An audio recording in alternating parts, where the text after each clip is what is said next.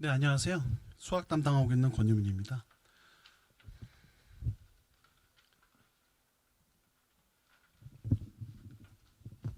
네, 저는 재수생들을 대상으로 대상학원에서 지금까지 쭉 어, 학생들하고 함께 이제 수학 강의해 나가고 있었고요.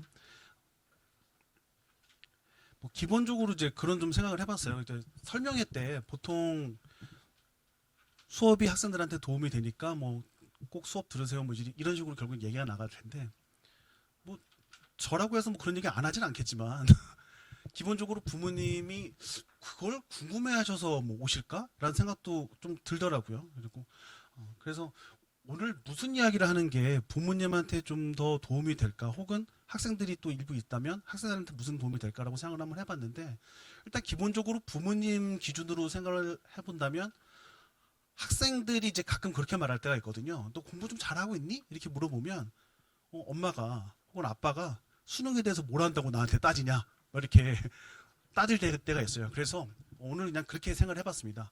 학생이 엄마가 수능을 뭘 알아? 라고 했었을 때 안다 임마 라고 말할 수 있게 하는 게 필요하지 않을까 싶어서 그것과 관련돼서 이야기를 한번 해보려고 하는데요.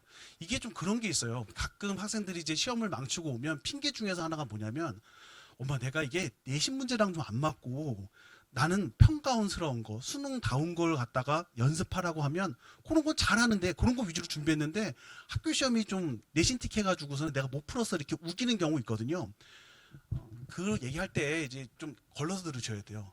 왜냐하면 몇 년 전까지의 상황과, 그러니까 좀 더 구체적으로 얘기하면 작년 수능부터는 다른 시험이라고 생각하시면 됩니다. 좀 극단적으로 이야기하면. 근데 극단적이라고 표현해 드린 건 원래도 그런 기미가 있긴 있었어요. 원래도 좀 변화하는 느낌은 들었었는데 작년에 아주 극단적으로 싹 바뀌었습니다. 어떤 느낌이냐면 그 수능 다음이라는 거, 학생들이 말하는 수능 다음 혹은 평가원스러움, 이게 변화가 된 게, 아직도 학생들한테 수능 다운 건 뭐야라고 말하면 뭐 그럴듯하게 이야기들을 하죠. 뭐 좋은 아이디어, 평가원 혹은 교수들의 엄청난 그 아이디어를 갖다가 내가 의도를 파악해서 그 의도만 파악하면 길게 풀 거 없이 한 번에 쫙 풀리는 그런 문제들 상상하는데, 그런 문제 원래도 적었어요. 근데 이제 그냥 거의 없다고 생각하시면 됩니다.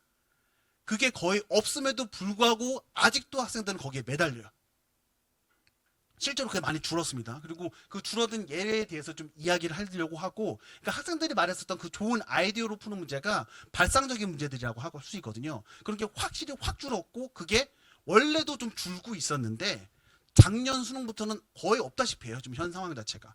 근데 아직도 그 기존의 상황에 좀 매달리는 게 있고, 그런 방식으로 공부하다 보니까 계속 실패하는 경향들을 좀 띠고 있어요. 그거 외에 좀 변화가 있다면, 이것도 원래 있었던 건데 좀 더 강화된 상황인 거죠. 간접 축제 영역에 그 강화가 되고 있다고 했는데, 그건 어떤 상황인지 좀 이따가 구체적으로 말씀을 한번 드려보도록 할게요. 먼저 그 발상의 축소라고 말씀을 드렸는데, 그 문제가 좀 희미하게 보이기 때문에 뭔 문제인가 싶으실 거예요. 일단 이렇게 생각하시면 됩니다. 요것에 대해서 그 극단적으로 보여주는 올해의 예가 수능 공통 파트의 20번 문항이었어요. 그러니까 20번 문항이 뭐였었냐면, 뭐 유튜브 같은 데서 한번 그 수능 20번 이렇게 쳐보시면 독특한 문제다, 뭐 공통 파트에서 좀 어렵게 나왔다, 이렇게 표현하는 문제인데 다 거짓말입니다. 독특하지 않고 풀이 제가 그냥 써왔는데 이 정도 풀이에요. 이거 네가 일부러 좀 짧게 푼 거야? 라고 하신다면 아니에요. 저 다 푼 겁니다. 계산 하나 생략하로 다 이렇게 한 거예요. 근데 이거 느낌이 딱 어떤 거냐면, 그냥 말 그대로 그냥 대입시켜 놓고, 대입시켜 놓으면 시계 구조가 살짝 발견이 되거든요. 그 발견된 시계 구조가 맨 마지막에 문제에서 구하라고 하는 것에서도 그게 동일한 구조가 반복되는 걸 익혀줘야 돼요. 그래서 그걸 내 눈으로 확인해 놓은 상태에서 밀어붙이면 그냥 답 나옵니다. 대단한 문제가 전혀 아니에요, 사실은. 근데 이제 학생들이 아까 말씀드렸었잖아요. 아니, 수능 문제고 교수들이 한 달 가까이 그 감금돼 가지고서는 고민해서 만든 문제인데 설마 이렇게 무작정 대입시켜 가지고서는 우격 따짐으로 푸는 게 맞는 걸까라는 의심들을 하는 것 같아요, 문제 풀면서도. 근데 또 이게 오묘하게 좀 유혹하는 느낌이 있는 게, 문제의 중간에 보면 함수 두 개 합성해 가지고서는 3x 만드는 꼴이 있거든요. 부모님 입장에서는 이제 쟤 뭔 소리 하는 걸까 싶으실 수도 있는데, 기본적으로 좀 오묘하게 유혹하는 표현이 있다고 생각하시면 됩니다. 그래서 그걸 갖다가 양변을 3으로 싹 나누면 함수 두 개 합성해서 x 나오니까 이거 역함수 끌고 나오는 건가 보다 생각하면서 학생들이 내가 기가 막힌 발견했다. 그래서 역시 교수의 거대한 의도를 나는 확인했구만 하고서 풀면 풀이가 이렇게 나와요. 그러니까 그 의도가 나쁜 의도가 아니에요. 문제는 제가 궁금한 건 거예요. 우리가 수능 시험에서 교수의 의도를 갖다가 파악했다고 생각하면 오히려 풀이가 길어져요, 이게. 그러니까 무슨 느낌이냐면 과도하게 해석을 하다 보면 실제 난이도보다 겉보기 난이도가 확 올라가 버리는 충격적인 일이 벌어질 수 있습니다. 그러니까 평소에 우리 공부할 때 두 가지를 생각해야 되는 거예요. 진짜 교수가 아까 말씀드렸던 것처럼 합성해서 역함수를 만드는 진짜 깊은 의도를 가지고 만들었을지도 모르죠. 근데 이런 느낌입니다. 집에 들어가는데 그냥 비밀번호 누르고 들어가면 되잖아요. 근데 가끔 애들 중에서 덤블링 하면서 비밀번호 누른다고 생각을 해보세요. 이게 미칠 노릇 아닙니까? 사실 실력이 좋은 거는 아름답게 무슨 의도를 파악하고 그러는 게 아니라 그냥 쉬운 문제는 쉽게 푸는 거고, 어려운 문제였다면 진짜 덤블링 하면서 풀었어야 되겠죠. 덤블링을 요구했다면. 그거를 구별할 줄 알아야 되는데 학생들이 그걸 못해요. 그걸 못하고 아까 말씀드렸던 것처럼 수능은 기가 막힌 의도가 있을 테니까 내가 그 의도를 풀기 전까지는, 알아내기 전까지는 안 풀 거야 이렇게 생각하는 경우가 있는데 큰일 납니다. 그리고 그럼 그게 수능 날만 딱 펼쳐진 거야 라고 물어보시면 그렇지 않고 원래도 좀 쭉 그렇게 경향성이 변해왔었고, 실질적으로 수능 보기 직전에 평가원이 있었잖아요. 9월 평가원. 거기에서도 말이 많은 문항들이 있었어요. 이게 수능 평가원의 21번 문항이었는데 제가 풀이를 다 써놓은 겁니다. 풀이가 짧진 않죠. 요 문항도 애들이 많이 힘들어했었던 게, 이거 이제 중간에 씩 보면 왠지 모르게 미분으로 해석하고 싶거든요. 그럼 다 망해요. 그렇게 한 애들 한 15분 투자했다가 그 인생의 씁쓸함을 느끼면서 그래 인생 별거 없는 것 같고 3차 함수라고 했으니까 x의 세제곱 더하기 ax의 제곱 더하기 bx 더하기 c로 놓자라고 자기 한탄하면서 나는 이렇게 실력이 없지라고 한탄한 애들 다 맞았어요. 근데 나는 어떤 거대한 의도로 갖다가 평가하는 의도를 무조건 파악한다. 그 전에 안 풀 거야 라고 하는 애들 다 틀려요. 그러니까 지금의 문제 상황이라는 건 이런 식입니다. 하지만 아예 의도가 없냐라고 하면 그렇진 않은 게, 지금 이제 제가 이제 써놓은 거 보시면 요 그래프 살짝 그려놨잖아요. 그 그래프를 수식으로 해석할 줄 알면 조금 나아집니다. 그러니까 예전에는 어떤 독특한 아이디어로 한 방에 푸는 것 같다가 평가원에서 의도했다면, 지금은 그것이 아니라 식을 그래프로 해석하는 것, 그리고 그래프를 식으로 해석하는 그 식의 해석과 식의 구조의 발견이라는 게 포인트가 바뀌었다라고 생각하시면 될 것 같아요. 그래서 기존과 요즘 상황에 대한 평가원스러움, 수능 다음은 변했어요. 그런데 아직도 뭐에 대해서 집착하고 있다면, 독특한 발상으로 한 번에 풀 수 있다는 옛날식 구식에 착각을 하고 있다면 오히려 문제를 빨리빨리 못 푸는 역설적 상황으로 받아들이게 될 겁니다. 그래서 혹시 여러분들 그 자녀들이 이런 식으로 공부하고 있다면 좀 생각을 해보셔야 돼요. 엄마 나 문제 푸는데 요 킬러 문항 하루에 30문제씩 풀고 있어라고 하면 의심해 봐야 돼요. 킬러 문항 30문제씩 풀면서 그 점수가 나오고 있을 이유가 없습니다. 근데 이제 부모님 중에서도 그런 식으로 이제 공부해 보신 적 있을 수 있어요. 내가 정석 같은 거 공부하는데 나는 아빠는 열심히 공부해서 수능 보기 수능 부모님 입장에서 이제 수능 세대이실 수도 있고 학력고사 세대일 수도 있을 텐데, 그때 분명히 정석 같은 거 많이 공부하셨을 것 같아요. 그때 이제 이런 경험 가지셨을 수 있습니다. 수능 볼 때, 학력고사 볼 때쯤 되니까 나 수학의 정석 하루에 한 권 풀 수 있었는데라고 생각하실 수 있어요. 불가능한 얘기입니다. 나는 분명히 고등학생 때 그랬는데 넌 무슨 헛소리냐라고 하신다면, 아마 그 한 권을 갖다가 처음부터 끝까지 딱 손으로 푼 게 아니라 여러 번 풀어보셨기 때문에 문제를 보면서 아이디어를 확인해 보면서 갔었으면 하루에 한 권 푸는 거 가능하겠죠. 수능의 변화가 이 정도 상황이에요. 그러니까 어떤 상황이냐면, 한 5년 전이면 실제 부모님이 하셨다는 그 방금 이야기했던 그 방식으로 공부하는 게 맞았어요. 아이디어 싸움이었으니까. 그러니까 내가 이 문제를 보고 어떤 아이디어로 문제를 갖다가 접근하기 시작하느냐를 가지고 문제의 싸움이 결정났었기 때문에, 그때에는 많은 문제를 바라보면서 이 문제를 가지고 어떻게 승부를 내느냐 공부하는 게 필요했겠죠. 실제 수업들도 그렇게 이루어지는 경우들이 많아요. 그러니까 문제를 갖다가 끝까지 다 보여주는 것이 아니라 학생들이 힘들어할 만한 포인트 위주로 빨리빨리 체크해주고 넘어가게 되면 학생들 입장에서는 어쩌면 이 수업 진짜 시원시원하다, 거침없이 풀려나가니까 많은 거 배웠다고 생각할지 모르겠어요. 근데 앞선 몇 문제 보셨잖아요. 아이디어의 시작이 문제가 아닙니다. 그 아이디어는요, 오히려 어떤 느낌이냐면, 아니, 수능 문제도 이렇게 풀어야 돼? 라는 오해를 줘요. 그게 문제가 아니라 수식을 갖다가 어떻게 끝까지 밀고 나가느냐 하는 그 연습까지 함께 시켜줄 수 있어야 돼요. 그래서 아까 말씀드렸던 것처럼 만약 학생이 나는 하루에 문제집을 한 곳씩 풀고 있어라고 하면 아, 우리 애 큰일 났구나라고 생각하시는 게 오히려 맞을 수도 있어요. 열심히 하고 있구나가 아니라 얘 지금 너무 구닥다리 방식으로 하고 있는 걸 수도 있습니다. 너 손으로 끝까지 다 풀고 있니? 혹은 수식을 풀기 위해서 그식 바라보고 있니라고 물어보시는 게 맞아요. 그래서 학생이 말하는 것에 대해서 아까 엄마가 수능에 대해서 뭐 알아라고 했었을 때 속지 않으셔야 되는 상황에 대해서 첫 번째 그걸 말씀드렸던 거예요. 그래서 전체적으로 문제 수업 자체에 대해서도 문제 접근의 아이디어만 소개하는 것이 아니라 수식을 어떻게 접근해야 되는지 구조적 특징 확인하고 그걸 조작하는 방법까지 다 연습이 되어야 돼요. 학생 자체가. 그래서 그런 위주로 가게 되니까 어쩌면 수업 시간에 다루는 문항이 문항 그렇게 많이 안 다루던데 이 사람은 이라고 생각할 수 있겠지만 그게 지금의 원하는 경향이라서 그렇게 다룬다고 생각하시면 될 것 같습니다. 그리고 이제 이거는 원래도 그랬었는데 한번 좀 생각을 해보셨으면 좋겠는 게 만약에 학생이 고3 돼서 점수가 안 나왔다면 그게 고1, 고2 때 놀아서 그런 걸까에 대한 생각을 한번 해보셔야 돼요. 여러분들 자녀분들은 과연 망쳐진 게 1년치만 망쳐져 있을지 아니면 중학생 때부터 문제가 생겼던 건지에 대해서는 냉정한 고민이 한번 필요합니다. 보통은 한 그 1년만 망쳐져 있는 경우 드물어요. 고1, 고2 때만 애가 망쳐져 있었으면 그거 금방 커버할 수 있습니다. 그거 금방 커버 가능해요. 근데 보통 한 중학교 한 2학년 때부터 망가져 있을 가능성이 높습니다. 그 망가져 있다는 게 얘 공부 열심히 했는데라고 생각하셨을 때 가만히 한번 생각해 보세요. 애가 공부를 중학교 거 공부를 열심히 공부했는지 아니면 중학교 때부터 선행 뽕이 들어가서 고등학교 거고 막 공부하면서 어설프게 이것저것 찝적만 됐는지 한번 생각을 해보실 필요가 있어요. 은근히 중학교 거 잘 모를 가능성 꽤 있습니다. 그러다 보니까 특히나 이제 좀 극단적으로 이제 보이는 게 수능 14번을 제가 왜 들고 왔냐면 도형 문제잖아요. 도형 문제도 학생들이 자꾸만 어떤 느낌이 들까요?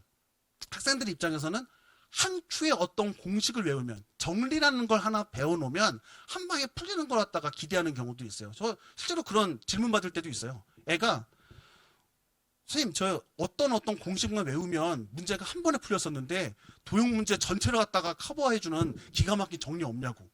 그런 게 있었으면 좋았을 텐데 이게 없으니까 저도 하나하나 다 설명하는 거잖아요. 요 문항도 그냥 그 복잡해요. 문제 자체는 복잡한데 사실은 중학교 도형에서 높이 동일한데 밑변 길이 달랐었을 때 그 밑변 길이에 따라서 넓이 비가 결정된다는 거에서부터 문제가 출발하거든요.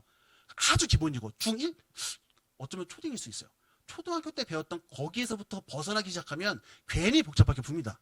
그러니까 새로운 내용을 알아서가 문제가 아니라 어렸을 때 너무 막 살아서 문제가 될 수도 있어요. 그래서 지금 우리 이제 대응해야 되는 것도 과거에 막 살았던 본인이 이제 본인을 갖다가 막는 그 일을 갖다가 벗어나기 위해서 중학교 도형 혹은 중학교 때 기본적인 도형 그다음에 고등학교 1학년 내용도 수능엔 직접 출제는 아니었잖아요. 이런 간접 출제 영역에 대해서도 신경을 써줘야 돼요. 근데 이제 문제는 이거죠. 그러면 간접 출제 영역에 대해서 신경 쓴다고 했었으니까 우리 애가 앞만 봐도 냉정하게 생각해보면 중1 때부터 막 산 것 같은데 그럼 4년치를 갖다가 처리하라고 당신이 말한다면 얘는 도대체 내년에 대학을 갈 수 있는 거냐라고 물어보신다면 그나마 다행인 건 학생들이 그 정도로 막 살진 않았을 거예요. 그러니까 제가 이렇게 표현해 놨잖아요. 그 보수공사라고 표현해 놓은 게 재건축 수준은 아닙니다. 얘네들이.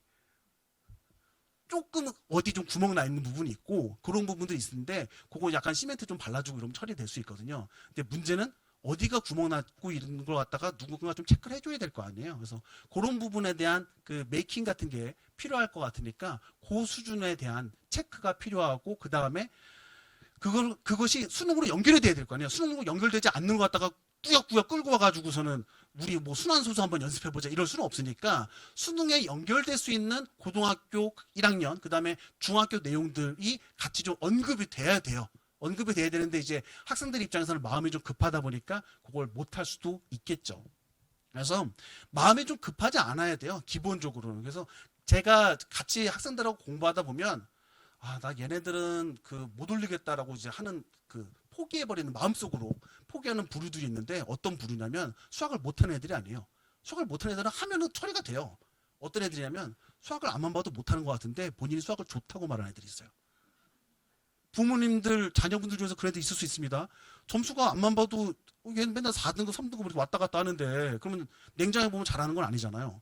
그런데 엄마 난 수학이 좋아 이러면 얘 왜 좋지? 얘 못하는데 취미생활이 아닌데 이게 앞서 말씀드렸던 요거 그러니까 걔네들 특징이 뭐냐면 어떤 아이디어로만 풀려고 그러고 그 다음에 요 근래 배운 거로만 풀려고 하고 이러다 보면 점수 잘 안 나와요. 걔네들은 근데 본인은 수학 못한다고 생각 안 하는 게 어쩌다 한 번쯤 1등급 찍었을 겁니다. 그래 놓고 이제 점수가 막 진폭이 1등급부터 4등급까지 막 널뛰었다가 엄청나게 하면서 본인은 4등급이라는 생각을 안 해요. 나는 1등급.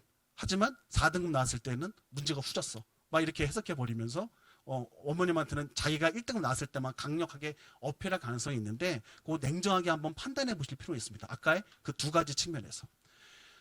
그래서 그러면 그 두 가지 측면을 갖다가 막기 위해서 너는 어떻게 생각하고 있니라고 만약에 물어보신다면 제가 이제 수업을 갖다가 본 수업이라고 되어 있는 그 부분이 있고 수업 전 그리고 후 과정에 대해서 좀 이야기를 좀 해보려고 하는데요.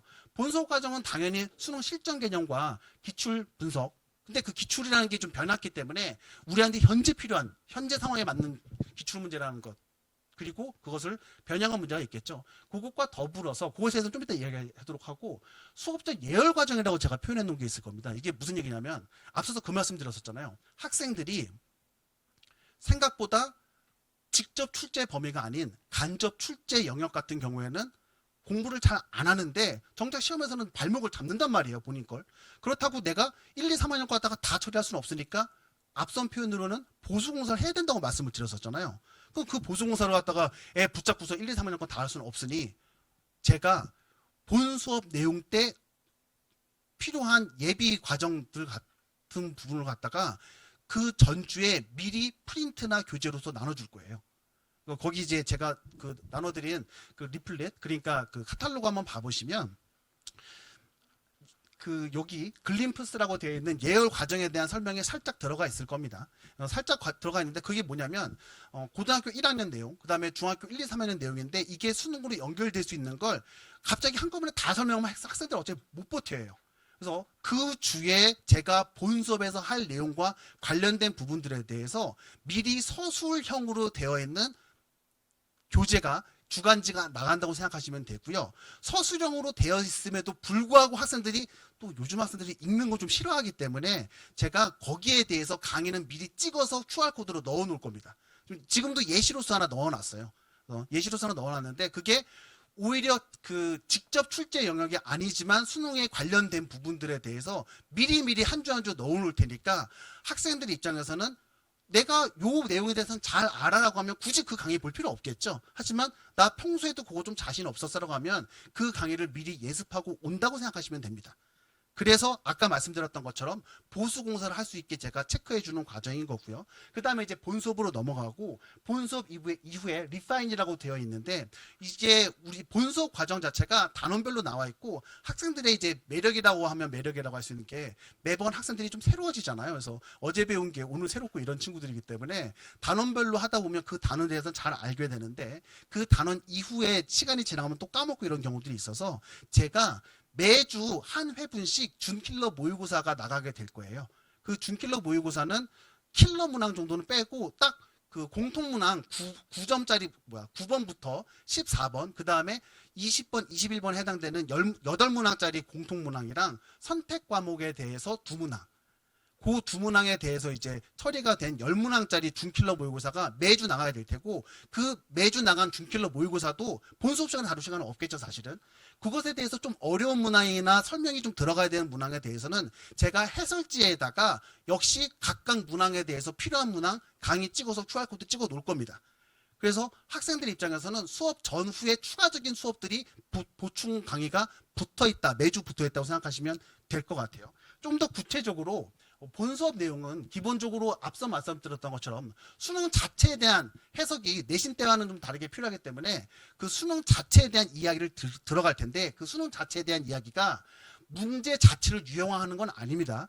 문제를 어떻게 접근할지 기본적인 그 큰 틀을 만들어야 되고 그 큰 틀을 만들기 위해서 여기에 접근법의 일반화라고 설명을 드린 거예요. 그래서 수업 자체의 그 접근법 자체를 갖다가 제가 다 서술해 놨습니다. 미리 교재에다가 다 서술해 놓은 상태이기 때문에 학생 입장에서는 막말로 교재 내용에 제 강의가 거의 다 녹아 들어갔다라고 생각하시면 될 것 같고요. 그거로 부족할까봐 손필기까지 당연히 다 붙여놨어요. 손필기 왜 굳이 붙여놨냐면 제 손필기 보시면 알겠지만 제가 시험장에서 쓰는 것처럼 안 써 있습니다. 설명할 거 다 그거로 갖다가 적용시켜서 써놨어요. 예, 그렇게 해놓은 이유는 그냥 일반적인 해설지루지에 가다 보면 제 아이디어 자체가 제대로 안 녹아 들어가 있는 경우가 있어서 제 아이디어가 들어가 있는 거 갖다가 보여는 줘야 되겠는데 단순하게 제가 시험장에서 풀듯이 하면 훨씬 더 짧게 쓸 수 있겠지만 애들이 학습하는 데 도움이 되는 건 아니잖아요. 그냥 줬다의 의미인 거지. 그래서 그런 식으로 제가 주는 컨텐츠가 쓰이는 건 원치 않기 때문에 학생들한테 무조건 도움이 될 수 있도록 하려고 제 시간을 갖다가 꽤 많이 들여서 학생들의 시간을 갖다가 줄여준다고 생각하시면 될 것 같아요. 그리고 단순한 기출문제는 아니고 그 기출문제에 대한 변형 문제까지 함께 들어가는 경우들이 꽤 많을 테니까 최근의 상황에 맞춰진 문제들을 갖다가 학생들은 계속 확인해야 될 거다라고 생각하시면 될 것 같고요.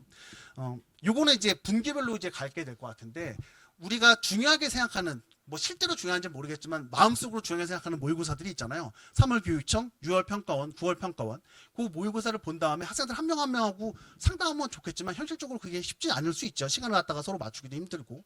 그런데 상담하면서 좀 문제가 뭐였는지 체크해 놓고 앞으로 공부는 어떻게 하자라는 말을 해야 되잖아요. 그래서 그 과정을 갖다가 거치기 위해서 제가 학생들한테 시험 문제 본 것에 대해서 사진을 찍어서 보내라고 할 거예요. 이거 이제 실제로 이제 예시를 한번 보는 건데 이게 학생이 푼 거예요.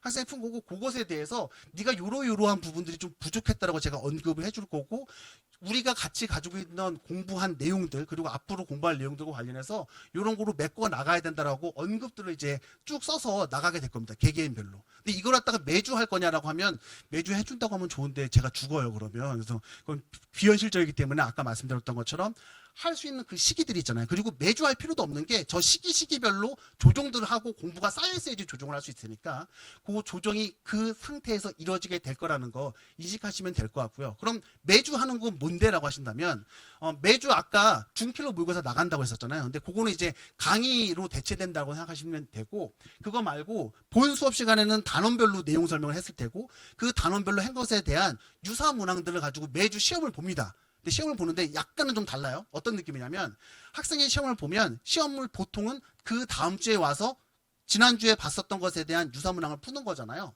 그렇게 안 하고 학생들이 오늘 수업을 들었으면 토요일날 수업을 들었으면 토요일날 시험지 들고 가요 집에. 다만 그 시험지에 답과 해설이 없습니다.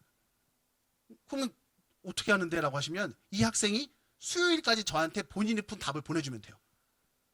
보내주면 제가 걔거 받아서 그때 채점을 하고 채점한 다음에 이렇게 할 거예요. 만약에 제 테스트 문항이 이거였으면 걔가 틀린 문항에 대해서 유사 문항을 갖다가 제가 다시 체크해 놓을 거예요. 그럼 다음 주에 와서 학생이 받는 건 그 전주에 본인이 푼 틀린 문항들 있잖아요. 그것에 대한 유사 문항들을 받게 될 겁니다. 그러니까 개개인별로 본인이 틀린 것에 대해서 유사 문항을 받아서 결국 제가 목표로 하는 거는 최소한 오늘 공부한 거 다음 주에 풀었었을 때에는 자기 거로 만들어서 끝을 낼 수 있게. 그래서 그거를 갖다가 노리는 게 매주 일어나는 일이라고 생각하시면 될 것 같아요. 그래서 그 과정을 거치게 될 것 같고요. 물론 당연히지 뭐 강의에 대한 복습이나 질문 같은 건 일반적인 상황과 동일하게 영상을 찍고 그 다음에 학생들이 수업 전후와 그 톡 등을 이용해서 처리할 수 있게 될 거고요. 요 과정, 공통 과정 같은 경우에는 전체적으로 제가 넉넉 잡아놓은 거에 12주라고 되어 있는 건 11주 정도 보통 걸리게 될 텐데 3월 모의고사 전후로 해서 공통과정이 한번 마무리가 된다고 생각하시면 되고 그거 다음 단계로 넘어가게 되면 테마별로 문제풀이가 들어가서 살짝 난도가 올라갔지만 중요한 파트들에 대한 연습이 이루어지게 될 테고요.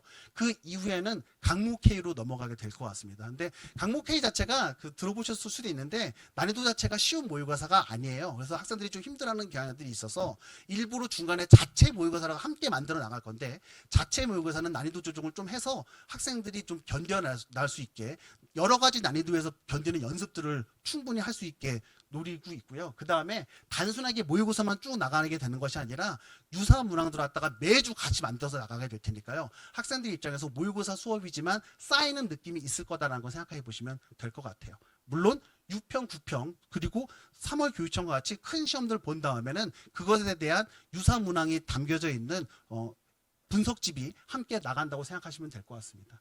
이거 수업 자체가 아까 말씀드렸던 것처럼 제가 무슨 뭐 서커스처럼 요 문제 이렇게 풀면 엄청 빨리 풀어. 이거 목표 자체가 아니에요. 이게 목표가 아니라 학생들이 수시로 어떻게 풀어나가는지에 대한, 그러니까 어떻게 보면 학생하고 함께 호흡해 나가다 보니까 안 좋은 경우는 어떤 경우가 있냐면 학생들 입장에서 수업을 들어서 안다기보다 지가 열심히 공부해서 안다고 생각하는 경우도 있는데 다 제가 만들어주는 겁니다. 결과적으로는. 근데 학생들이 이제 오해하는 경우도 있는데 제가 목표라는 것 자체가 내가 잘해서 했다라고 생각한 게 아니라 학생이 본인이 자기 거로 만들어가는 걸 목표로 하는 거고요. 그러다 보니까 어떻게 보면 좀 화려하지 않을 수도 있는데 결과적으로는 본인이 제일 배신 덜 받는 수업일 거예요. 그래서 그렇게 생각하시면 될 거라고 생각하고, 그래서 제가 모토로 갖다가 학생이 주인공이어야 된다고 표현해 놓은 겁니다. 그래서 그런 관점에서 생각하고 아까 말씀드렸던 것처럼 수능 자체가 변했다는 것도 좀 인식해 주셨으면 좋겠습니다. 긴 시간 들어주셔서 감사합니다.